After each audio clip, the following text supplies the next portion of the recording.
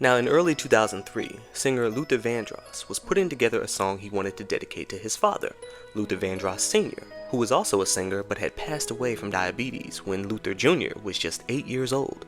And one of the few memories he had of his father consisted of them dancing along with his mother to some old school records in the 1950s. Thus, he wanted to title his new song, Dance with My Father, and sing about those memories. He reached out to his good friend, singer-songwriter Richard Marx, whom he had comforted after the loss of his father from a car accident in 1997.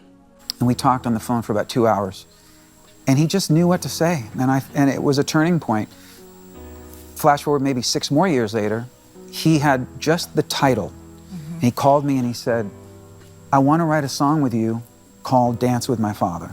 This song was the last song he wrote on the last album. I remember when he recorded it, he called me and he said, this is the most important song of my career. This is my Piano Man. This is my signature song. Yeah. Once the track was complete, Luther knew that this was going to be his career song, the one he'd sing at every live show for the rest of his days. And it would eventually go on to be everything that Luther had hoped it would be. But unfortunately for Luther, he never got the chance to perform the song live, as just 10 days after he completed the song, he would suffer a severe stroke that led to him being in a coma for 2 months and physically impaired for the next 2 years before his unfortunate passing in 2005.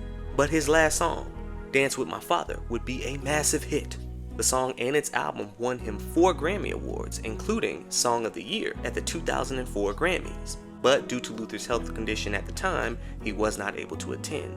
Yet he left this message for his fans. I wish I could be with you there tonight.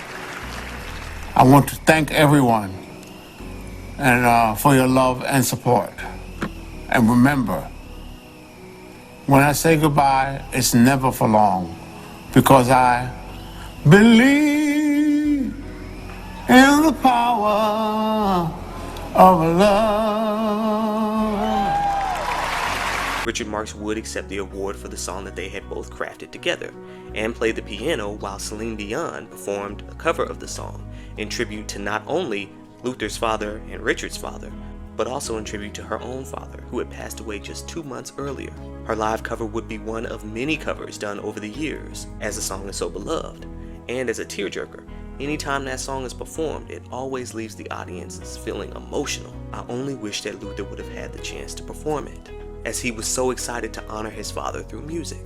And when you go to listen to Dance with My Father, what you're hearing is Luther's final vocal performance, whether live or in the studio, as this song was the last song he completed for the last album released in his lifetime.